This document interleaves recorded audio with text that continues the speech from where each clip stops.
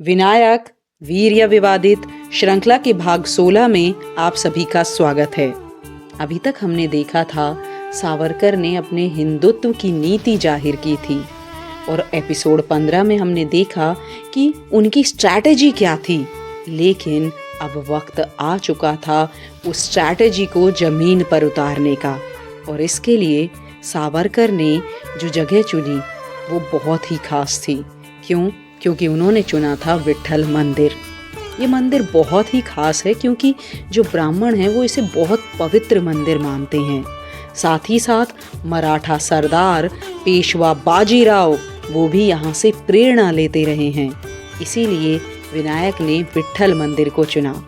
विट्ठल मंदिर से विनायक ने आह्वान दिया कि अब समय आ चुका है हमारे जो पिछड़े वर्ग के लोग हैं उनको अपने साथ लाने का और इस जात पात को मिटा देने का।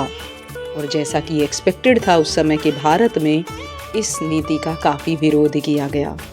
कई बार जो पीड़ित होता है वो खुद ही नहीं जान पाता कि उसके साथ क्या गलत हो रहा है और वो क्या गलत चीज़ सह रहा है। इसीलिए सावरकर इस जात पात के सिस्टम को बदलना चाहते थे। वो लोगों को उनकी गलती का एहसास कराना चाहते थे। इसके लिए उन्होंने चुना महार कम्युनिटी को। महार कम्युनिटी महाराष्ट्र की एक कम्युनिटी थी जिनको अनटचेबल यानी अछूत माना जाता था। सावरकर महार कम्युनिटी जो थी उनकी सोसाइटी में गए, उनके साथ समय बिताया, उनके घरों की सफाई की, उनके मोहल्लों की सफाई की और उन्होंने बताया कि वो उनसे अलग नहीं हैं, वो सभी इसी समाज इसी धर्म का हिस्सा हैं। मगर ये सब कुछ तब तक संभव नहीं था जब तक आउटकास्ट हरिजन यानी कि जो लोग जिन्हें अछूत माना जाता था वो खुद कॉन्फिडेंस से इसके खिलाफ ना लड़ें। और ये संभव था सिर्फ शिक्षा की मदद से। इसीलिए सावरकर ने इन बच्चों की जो अछूत माने जाते थे उनकी शिक्षा पर बल दिया और सावरकर की कोशिशों के फलस्वरूप रत्नागिरी में अछूत माने जाने वाले बच्चे आखिरकार स्कूल जाने लगे। लेकिन ये राह उतनी आसान नहीं थी। कभी कभी क्या होता था कि जो पेरेंट्स होते थे इन बच्चों के वो स्कूल जाने से बच्चों के मना कर देते थे, वो बहाने बनाते थे और कई बार तो हिंदू महासभा को माता पिता को स्कूल भेजने के लिए पैसे भी देने पड़ते थे। लेकिन सावरकर जानते थे कि शिक्षा ही वो अस्त्र है जो समाज से इस बुराई को मिटा सकता है। अब दूसरा जो उन्होंने बड़ा कदम उठाया इस बुराई को मिटाने के लिए वो था इंटरकास्ट डाइनिंग यानी सहभोजन, जिसमें अलग अलग कास्ट के लोग मिलकर एक साथ खाना खाएं।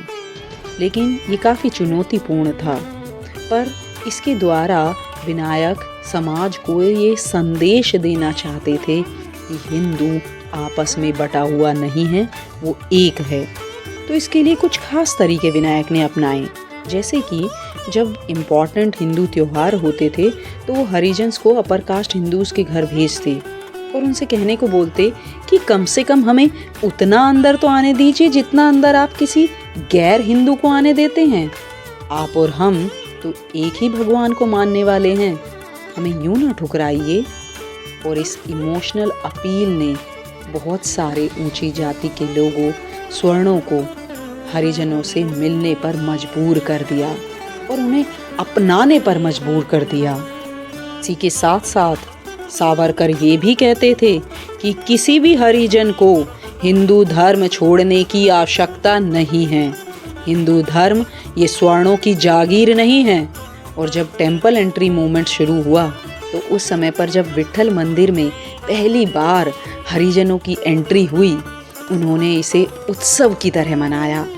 जरा सोचिए कितना अद्भुत पल रहा होगा वो जब हरिजन विट्ठल भगवान के दर्शन के लिए दौड़ पड़े और नारे लगाए गए, मुझे मेरे भगवान को देखने दो। कितना सब्र है हमारे हरिजन भाइयों में और बहनों में, कितनी गहरी आस्था और चेतना है उनमें। कोई शिकायत नहीं अपने ईष्ट से, अपने ईष्ट को बस देखने की इच्छा है। मैं ऐसे धैर्यवान और चेतनाशील हरिजन समाज को नमस्कार करती हूँ। हरिजन समाज की इसी चेतना को नमन करते हुए विनायक ने एक मंदिर निर्माण का संकल्प लिया और ये उन्होंने पूरा किया भागोजी बालाजी कीर के सहयोग से, और मंदिर का नाम रखा गया पतित पावन मंदिर। सावरकर ने कई बार अंबेडकर को भी इस मंदिर में आने के लिए इनवाइट किया, लेकिन अपने बिजी शेड्यूल के कारण अंबेडकर वक्त नहीं निकाल पाए और उन्होंने लेटर में ये बात विनायक को लिखकर बताई।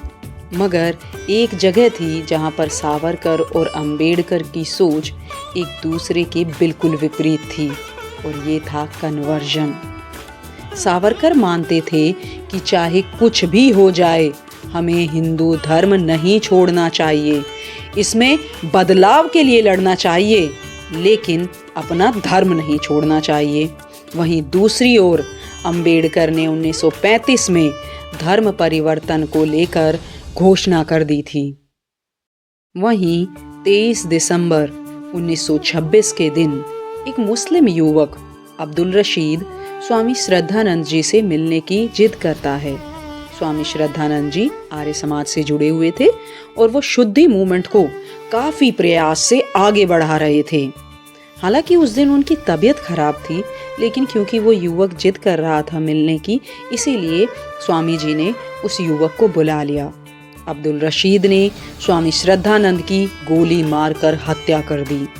इस घटना ने पूरे देश को स्तब्ध कर दिया था, लेकिन इससे भी बड़ा झटका तब लगा जब गांधी जी ने अपने एक भाषण में कहा कि आप अगर अपनी वाणी पर नियंत्रण नहीं रखेंगे तो आपके साथ ऐसा होना तय है। तो क्या हिंदू समाज को अपनी चेतना को मारकर बस जीवित रहना चाहिए? आने वाले एपिसोड में हम सावरकर और गांधी जी के विचारों में मतभेद पर चर्चा करेंगे। तब तक के लिए इतना ही। अगर आपको ये वीडियो पसंद आया है तो प्लीज़ इसे लाइक कीजिए और शेयर कीजिए, और अगर आप ऐसा कंटेंट सुनना पसंद करते हैं तो हमारे चैनल को सब्सक्राइब कीजिए। धन्यवाद।